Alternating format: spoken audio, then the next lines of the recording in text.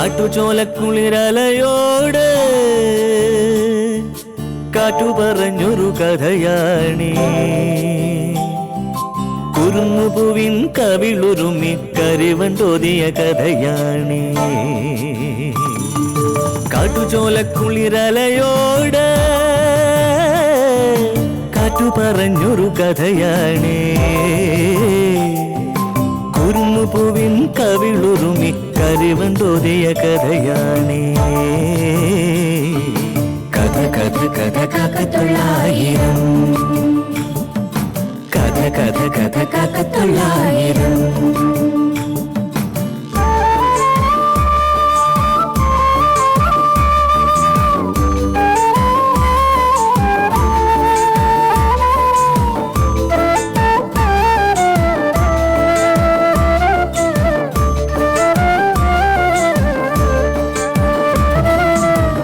കടലിന്റെ തീരത്ത്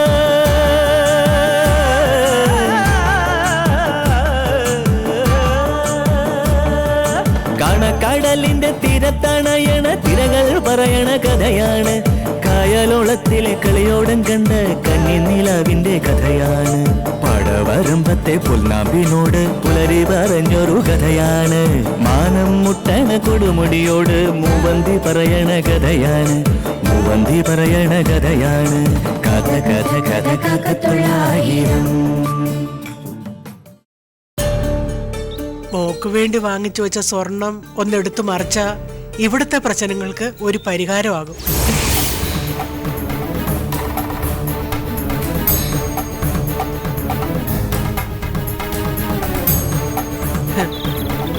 ഗിരിയെ ചൊല്ലിയ നമ്മൾ ഇങ്ങനെയായി പോയത്.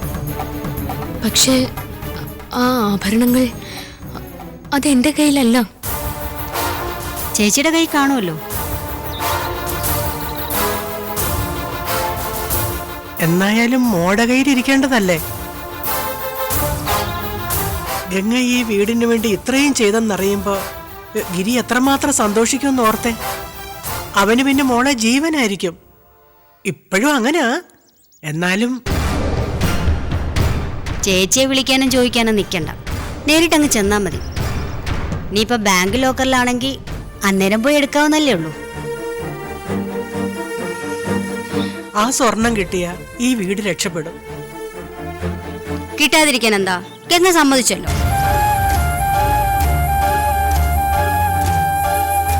ഇനി വെച്ച് താമസിപ്പിക്കണ്ട, നാളെ തന്നെ ഗംഗ പോയിട്ട് വരട്ടെ. നീ അങ്ങ് തീരുമാനിക്കാതെ. മോക്കറിയാം എപ്പോ പോണോന്ന്. നാളെ എങ്കിൽ നാളെ അല്ലേ മോളെ?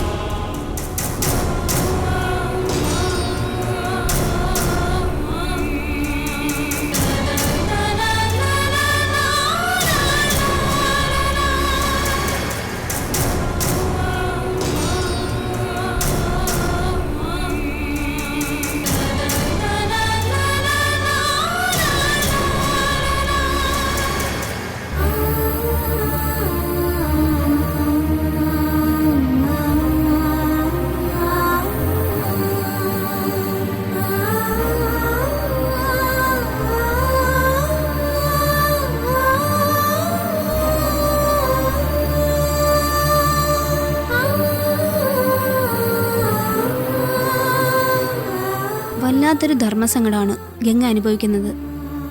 അമ്മയും ചേച്ചിയും അവരുടെ കാര്യം മാത്രമാണ് ആലോചിക്കുന്നത്. കാരണമായി പറയാൻ വീട്ടിലെ ബുദ്ധിമുട്ടുകളും.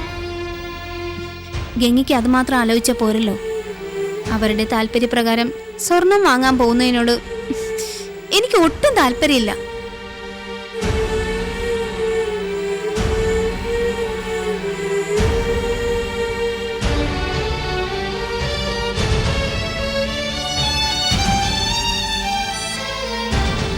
ഇതൊരു തരത്തിൽ നനഞ്ഞിടം കുഴിക്കുന്ന പരിപാടിയാ. ഗംഗയുടെ നിസ്സഹായതയെ മുതലെടുക്കുകയാണ് അമ്മ. ചേച്ചി അതിന് പിന്തുണ കൊടുക്കുന്നു. പക്ഷേ എനിക്ക് എന്ത് ചെയ്യാൻ കഴിയും? ഗിരിയുടെ സമ്മതപ്രകാരമാണെങ്കിൽ വേണ്ടില്ലായിരുന്നു. അപ്പൊ അതിനൊരു ന്യായം ഉണ്ടാവും. ഇതിപ്പോ പണ്ട് ഗംഗ ഒളിച്ചോടി പോന്നപ്പോ സ്വർണം എടുക്കുന്നത് പോലുള്ള പരിപാടിയാണ്. ഗിരിയുടെ അനുവാദം എങ്ങനെ കിട്ടാനാ സുമം? ഗിരിയെക്കുറിച്ച് ഒന്നും അറിയില്ലെന്ന് പറഞ്ഞാലും കുഴപ്പമാണ്.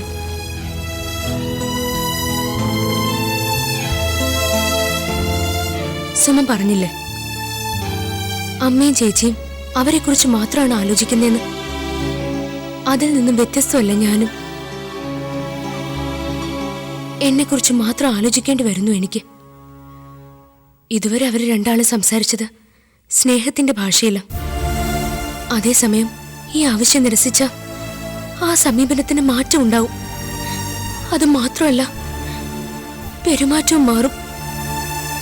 എന്റെ ഇവിടുത്തെ നിലനിൽപ്പ് തന്നെ അപകടത്തിലാവും. അതുകൊണ്ട് എന്ത് ചെയ്യണമെന്ന ഗംഗ പറഞ്ഞു വരുന്നത്?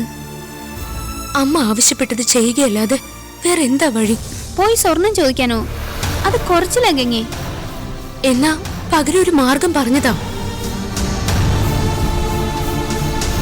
ഇവിടത്തെ അഭയം കൂടി നഷ്ടപ്പെട്ട എനിക്കിനി പോകാൻ ഒരിടമില്ല. എന്നാലും പെട്ടെന്നൊന്നും ചെയ്യണ്ട. അമ്മ ഇങ്ങനെ ഒരു കാര്യം പറഞ്ഞെന്നല്ലേ ഉള്ളൂ. വരട്ടെ, എന്താണ് അവരുടെ തുടർന്നുള്ള പരിപാടി എന്ന് അറിയട്ടെ. ഞാൻ ഗീതേച്ചിയുടെ വീട്ടിൽ പോയി ചോദിക്കാനും തീരുമാനിച്ചു സുമ. നാളെ ആയാലും അത് ചെയ്യേണ്ടി വരും. എന്നാലും അമ്മയും ചേച്ചിയും കൂടി ഇങ്ങനൊരു നീക്കം നടത്തുമെന്ന് ഞാൻ ഒട്ടും പ്രതീക്ഷിച്ചില്ല. ഇത് കുറച്ച് കടന്നുപോയി. ചേച്ചി അമ്മ എങ്ങനെയാ? പോട്ടെ, ആരെയും കുറ്റം പറയണ്ട.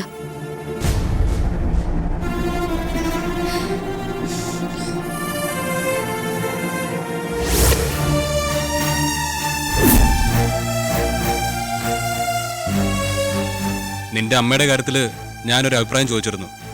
ഒന്നും പറഞ്ഞില്ല ഇതുവരെ.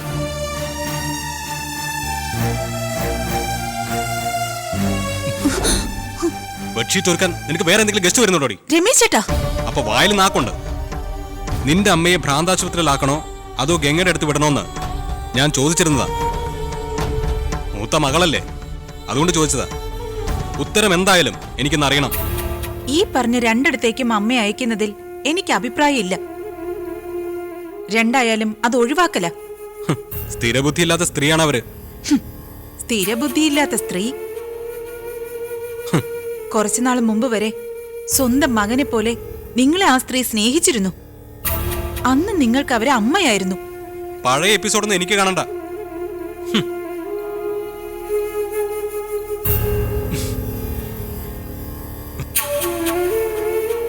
പഴകുമ്പോ എല്ലാത്തിനോടും രമേശ് ചേട്ടന് ഈ നിലപാടാണെന്ന് എനിക്ക് മനസ്സിലാവുന്നുണ്ട്. നിന്റെ എക്സാമ്പിൾ ഒന്നും എനിക്ക് കേൾക്കണ്ട. ഞാൻ ചോദിച്ചതിന് മറുപടി പറ. രമേശ് ചേട്ടന്റെ അമ്മയ്ക്കായിരുന്നു ഈ ഗതിയെങ്കിൽ എന്ത് ചെയ്യുമായിരുന്നു? ഇതുപോലെ എവിടെയെങ്കിലും കൊണ്ടുചെന്ന് തള്ളുമായിരുന്നോ? ഭ്രാന്ത് വരുന്ന കുടുംബം അല്ല എന്റേത്. ഭ്രാന്ത് ഒരു കുറ്റമാണോ രമേശ് ചേട്ടാ? അതെ, നിന്റെ അനിയത്തി ചെയ്ത കുറ്റത്തിന്റെ ആഫ്റ്റർ എഫക്റ്റ് ആണ് നിന്റെ അമ്മയുടെ ഭ്രാന്ത്. എന്റെ അച്ഛനമ്മയെ ധിക്കരിച്ച് ഞാൻ ഒന്നും ചെയ്യാറില്ല. അതുകൊണ്ട് അവർക്ക് മാനസിക പ്രശ്നം ഉണ്ടാവുകയില്ല. മറിച്ച് ഗംഗയുടെ പ്രവൃത്തിയാണ് നിന്റെ അമ്മയെ ഈ അവസ്ഥയിൽ കൊണ്ടെത്തിച്ചത്. നീ ആലോചിച്ചു കൂട്ടണ്ട. അവരെ എന്ത് ചെയ്യണമെന്ന് മൊഴിഞ്ഞാ നന്നായിരുന്നു. അമ്മയെ ആശുപത്രിയിൽ കൊണ്ടുപോകുന്ന കാര്യത്തിൽ എനിക്ക് അനുകൂലമായ നിലപാടാ. ഞാനത് മുമ്പേ പറഞ്ഞിട്ടുള്ളതാ. പക്ഷെ അത് ഏതെങ്കിലും ഗവൺമെന്റ് ആശുപത്രിയിൽ കൊണ്ട് നടതള്ളലാവരുത്. അമ്മയ്ക്ക് ആവശ്യം ഒരു നല്ല ഡോക്ടറുടെ ചികിത്സയാ. അതിന് സൗകര്യമുള്ള ആശുപത്രിയിലേക്ക് കൊണ്ടുപോകണം. അസുഖം ഭേദപ്പെടുത്തണം. നടക്കില്ല, അത് സാധ്യമല്ലെന്ന്. ഒരു മര്യാദ കാണിക്കാമെന്ന് വിചാരിച്ചപ്പോ സുഖചികിത്സ കൂടിയേ തീരുവല്ലേ? മര്യാദയല്ല രമേശ് ചേട്ടാ, മനുഷ്യത്വമാണ് കാണിക്കേണ്ടത്. എന്റെ അമ്മ നേരാമണ്ണ എന്തെങ്കിലും കഴിച്ചിട്ട് എത്ര ദിവസമായിന്നറിയോ? എന്തിനാ ഇങ്ങനെ പട്ടിണിക്കിടുന്നെന്ന് പോലും അമ്മയ്ക്കറിയില്ല. സുഖചികിത്സയല്ല ഞാൻ ചോദിച്ചത്, അസുഖം മാറാനുള്ള സാധാരണ ഒരു ചികിത്സയാ. അതൊരു മനുഷ്യജീവിയുടെ അവകാശമല്ലേ? സ്റ്റഡി ക്ലാസ് ആണോ? നീ എന്ത് വിപ്ലവം പ്രസംഗിച്ചാലും ഇപ്പറഞ്ഞതുപോലെ എക്സ്പേർട്ട് ഡോക്ടറിനൊന്നും കാണിക്കാൻ പോകുന്നില്ല. അതൊന്നും നടക്കുകയില്ല. വേണ്ട, ഞാൻ അമ്മയും കൊണ്ട് മുല്ലമുറ്റത്തേക്ക് പൊയ്ക്കോളാം. ഗീതയെ ഞാൻ കല്യാണം കഴിച്ചുകൊണ്ട് വന്നത് ഇവിടെ നിൽക്കാനാ. എന്റെ ഭാര്യ നീ, അല്ലാതെ നിന്റെ അമ്മയുടെ സ്റ്റാൻഡ് ബൈ അല്ല. വാക്കുകൊണ്ട് ഭാര്യ, പ്രവൃത്തി കൊണ്ട് അടിമ, അതല്ലേ ശരി? ഗീതേ, അമ്മയുടെ ജീവിതം ബലി കൊടുത്തിട്ട് എനിക്ക് ഭർത്താവിനൊപ്പം ഉള്ള ഒരു ജീവിതം വേണ്ട. ഇനി എന്താണെന്ന് വെച്ചാ രമേശ് ചേട്ടൻ ചെയ്തോ.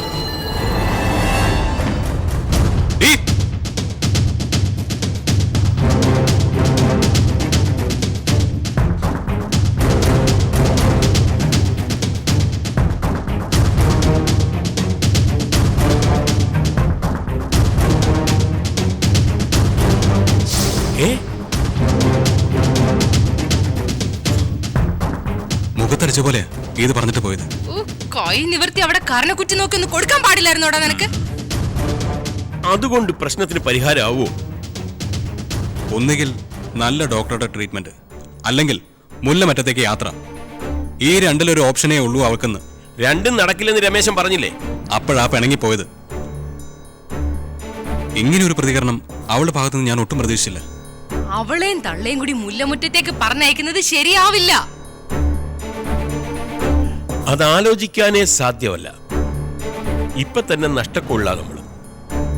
ഇത്രയും തീറ്റിപ്പോറ്റിട്ട് അങ്ങോട്ട് വിട്ടാൽ എല്ലാം കൈവിട്ടു പോകും. ആ കണക്ക് ഏത് കോളത്തിൽ കൊണ്ട് എഴുതൂടാ? തള്ള എന്ത് ചെയ്യണമെന്ന് ഗീതയോട് ആലോചിക്കാൻ പോയതാ അബദ്ധമായത്. അവളോട് പറയാതെ ആ ഉപദ്രവത്തിനെ കൊണ്ടുചെന്ന് വല്ല സർക്കാർ ആശുപത്രിയിലും തള്ളിയാ മതിയായിരുന്നു. പിന്നീട് അത് പ്രശ്നമാവില്ലേ?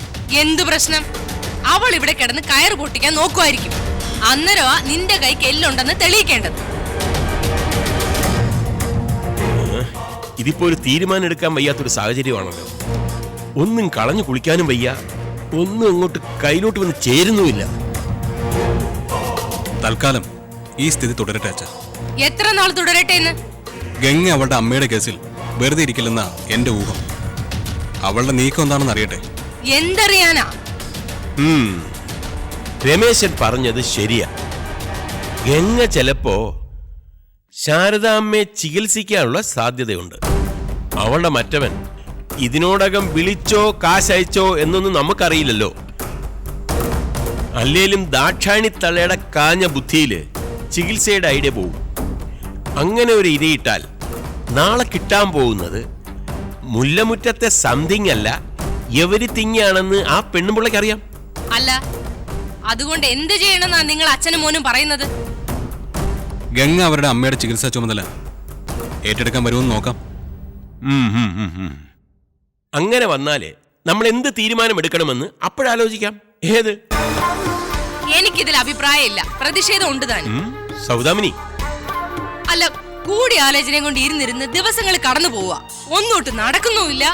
ബാക്കിയുള്ളവർ കൂടി വട്ടാവുന്ന ലക്ഷണം.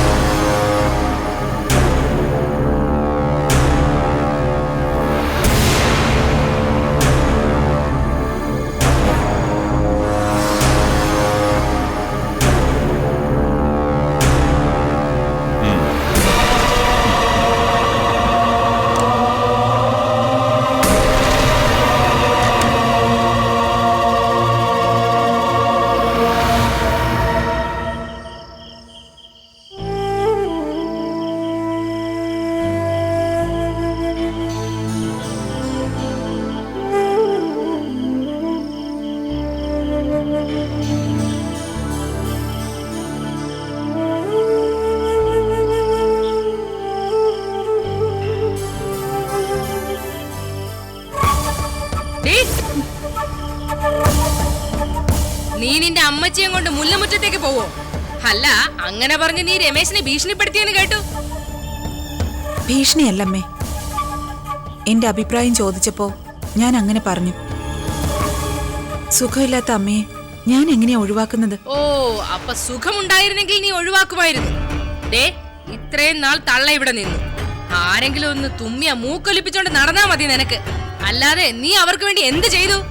എന്നിട്ടിപ്പൊ അമ്മയോട് ഒടുക്കത്ത സ്നേഹം. ഒഴിവാക്കാൻ വയ്യ പോലും. അത്രയും പറഞ്ഞ സ്ഥിതിക്ക് അവരെയും കൊണ്ട് നാളെ തന്നെ ഗീത ഇവിടെ നിന്ന് ഇറങ്ങിക്കൊള്ളണം. സൗദാമിനി അതിനിടയ്ക്ക് ഇങ്ങോട്ട് വന്നു. പിന്നെ കേട്ട കാര്യം അപ്പൊ തന്നെ ചോദിക്കണ്ടേ? നമുക്ക് സാവകാശം സംസാരിക്കാം. നിങ്ങളൊന്നും മിണ്ടായിരിക്കേ. അല്ല സൗദാമിനി, നീ എന്താ നാക്ക് വിഴുങ്ങിയ പോലെ നിൽക്കുന്നേ? ഞാൻ എന്ത് മിണ്ടിയാലും അമ്മയ്ക്ക് ദേഷ്യമല്ലേ? അത്തരം കാര്യങ്ങളല്ലേ നീ പറയാറുള്ളൂ. നീ ഇവിടെ ഇല്ലാന്ന് വെച്ച് ഈ വീട്ടിൽ ഒരു കുറവും ഉണ്ടാവാൻ പോകുന്നില്ല. രമേശൻ നിന്നെ തേടി മുല്ലമുറ്റത്തേക്ക് വരികയില്ല. അവൻ സുഖമായിട്ട് തന്നെ ജീവിക്കും. എന്തുകൊണ്ടും നിന്നേക്കാളും നല്ലൊരു ബന്ധം എന്റെ മോന് കിട്ടും. സൗദാമിനി, രമേശൻ ഇന്നും ചെറുപ്പ, കാണാൻ യോഗ്യനുമാ. ഒന്നാം തരം ജോലിയുണ്ട്. സർക്കാർ ഉദ്യോഗമുള്ള നല്ല പെമ്പിള്ളാരെ അവന് പുഷ്പം പോലെ കിട്ടും. ആത്മഹത്യയും വിരിലൂസും ഒന്നും ഇല്ലാത്ത അന്തസ്സുള്ള കുടുംബത്തിൽ നിന്ന് അവന് പെണ്ണ് വരും. അതേസമയം ഇവിടുന്ന് ഇറങ്ങിയ നിന്റെ ജീവിതം കരിയും പുകയും ചേർന്ന് പോവുകയേ ഉള്ളൂ. അനിയത്തി പെണ്ണിനേക്കാൾ ഗതികേടായിരിക്കടി നിനക്ക്. അവളെ ഇവിടുന്ന് വരവേൽപ്പ് നൽകിക്കൊണ്ട് പോയല്ലോ. ഗംഗ സുഖമായി ജീവിക്കുന്നുള്ള അഹങ്കാരമുണ്ട് നിനക്ക്. വെറുതെ അവളെ അവരവിടുന്ന് അടിച്ചെറുക്കും. പട്ടിണി കിടന്ന് പല്ലും കിഴിച്ച് ഒടുവിൽ അവൾ നിന്റെ അടുത്തെത്തും. ഇങ്ങനെ ശപിക്കാതമ്മേ. എന്നാ അനുഗ്രഹിക്കാം കേട്ടോ.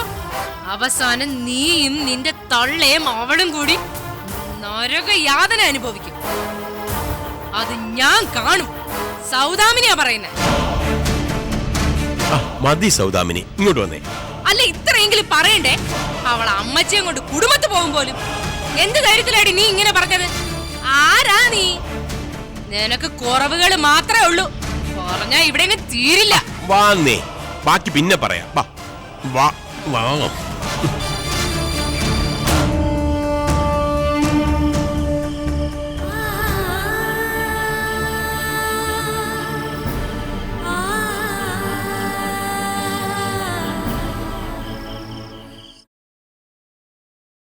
അമ്മേ, ഞാൻ സ്റ്റിച്ചിങ് സെന്റർ വരെ പോവാണേ.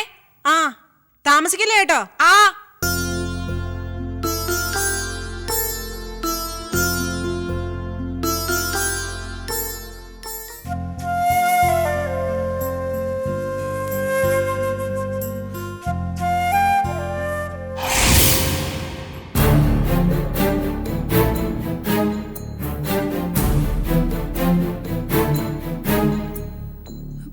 അമ്മേ,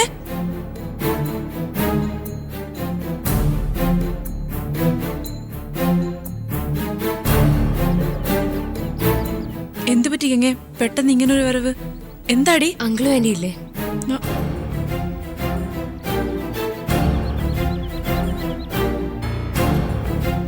എന്തോ പറ്റി മോളെ? ഗംഗ തനിച്ച് വന്നുള്ളൂ. എന്തെങ്കിലും പ്രശ്നമുണ്ടോടി? തുറന്ന് പറയേ. പ്രശ്നമൊന്നുമില്ല. എന്ത് വിഷമമുണ്ടെങ്കിലും പറഞ്ഞോളൂ മോളെ, നമുക്ക് പരിഹാരം കാണാം. അവിടെ ഗിരിയുടെ വീട്ടിൽ നല്ല ബുദ്ധിമുട്ടുണ്ട്. പ്രത്യേകിച്ച് വരുമാനമൊന്നുമില്ല. ഗിരിയെ ഗൾഫിൽ അയക്കാൻ വേണ്ടി ഉണ്ടായിരുന്നതെല്ലാം വിൽക്കുകയോ പണയപ്പെടുത്തുകയോ ചെയ്തിരിക്കുക.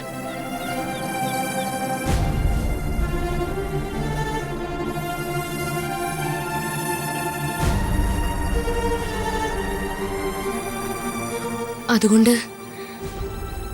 എന്നോട് ഗിരിയുടെ അമ്മ ഒരു സഹായം ചോദിച്ചു. എൻ്റെ ആവശ്യത്തിന് വാങ്ങിവെച്ച സ്വർണം അങ്ങോട്ട് കൊടുക്കുമെന്ന്.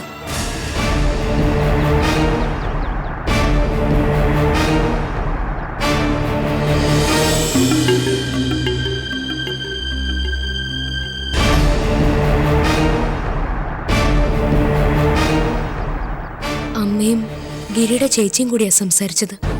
അപ്പോ ആ സ്വർണം കൈക്കലാക്കാൻ വേണ്ടിയാണോ അവര് തന്നെ വിളിച്ചോണ്ട് പോയത്? അത് തന്നെ. അല്ലെങ്കിൽ അങ്ങോട്ട് ചെന്ന് ഇത്രയും സമയം ആവുന്നതിന് മുമ്പ് അവരാ വിഷയം എടുത്തിടുവോ?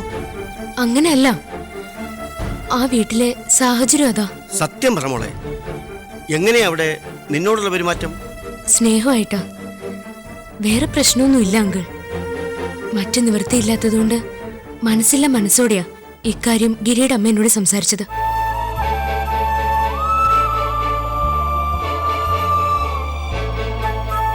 ഗിരിയുടെ യാത്രയ്ക്ക് വേണ്ടി കിട്ടാവുന്നിടത്തുനിന്നെല്ലാം കടം വാങ്ങിയിട്ടുണ്ട്. ആകെയുള്ള വരുമാനം 2 പശുക്കളായിരുന്നു. അതിനെയും വിറ്റു. അങ്ങനെ മൊത്തത്തിൽ ബാധ്യതകളാ. പിടിച്ചു നിൽക്കാൻ വേറെ ഒരു വഴിയുമില്ല. ആവശ്യപ്പെടുകയോ അല്ലെങ്കിൽ നിർദ്ദേശിക്കുകയോ ആയിരുന്നില്ല. ഒരു സഹായം എന്ന നിലയ്ക്കാ ഗിരിയുടെ അമ്മ സംസാരിച്ചത്.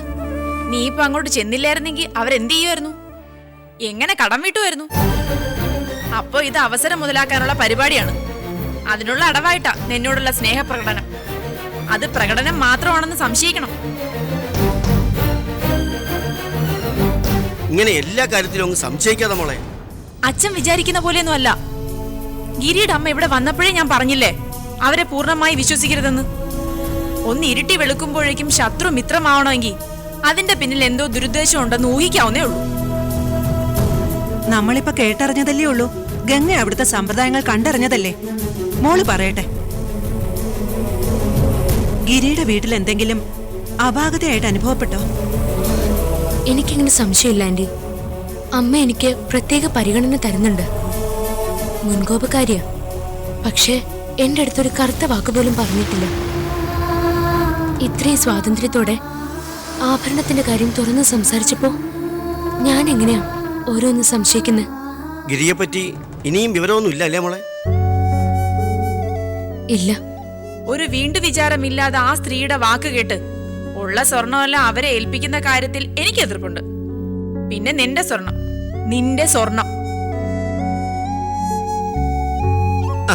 നീ ഇങ്ങനെ എടുത്തടിച്ചതുപോലെ ഓരോന്ന് പറയാതെ. അതായിരുന്നു നിലപാടെങ്കില് ഗംഗ ഇപ്പൊ ഈ വിഷയം ആലോചിക്കാൻ ഇങ്ങോട്ട് വരുവോ? നേരെ ഗീതയുടെ വീട്ടിലേക്ക് പോവുകയല്ലേ ചെയ്യുക? ഏതിനൊരു പ്രതിരോധം. അതാ നിന്റെ ഒരു രീതി. എന്നാലും ഒരു തീരുമാനത്തിലെത്തണ്ടേ? ഓരോ മുട്ടാതർക്കങ്ങളൊക്കെ പറഞ്ഞു നോക്കാം. പക്ഷേ മോളെ ഗിരിയുടെ അമ്മ അംഗീകരിച്ച സ്ഥിതിക്ക് സ്വർണം കൊടുക്കാതിരുന്നാൽ അതും കുഴപ്പമാണ്. നാളെ അതൊരു പഴിയായിട്ട് വരും. എന്താ ഇപ്പൊ ചെയ്യുക? നിങ്ങൾ ഇങ്ങോട്ട് വന്നേ.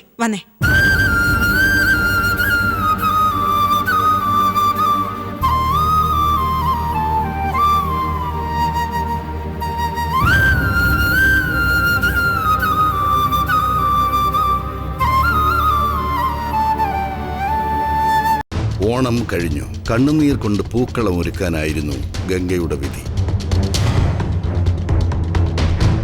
ബക്രീദ് വരവായി. ശുഭപ്രതീക്ഷയുടെ ഒരു ചെറു കിരണം പോലും ഇവളുടെ ആകാശത്തിലില്ല. ഒറ്റപ്പെടുത്തലുകൾക്കും കുറ്റപ്പെടുത്തലുകൾക്കുമിടയിൽ എന്നാണ് നമ്മുടെ നായിക ഒന്ന് ചിരിച്ചു കാണുന്നത്? കാട്ടുചോലക്കുളിരലയോട് കാറ്റു പറഞ്ഞൊരു കഥയാണീ. കുരുന്നുപൂവിൻ കവിളുരുമി കരിവൻ തോതിയ കഥയാണീ. കാട്ടുചോലക്കുളിരലയോട് കാറ്റു പറഞ്ഞൊരു കഥയാണീ. കുരുന്നുപൂവിൻ കവിളുരുമി കരിവൻ തോതിയ കഥയാണീ.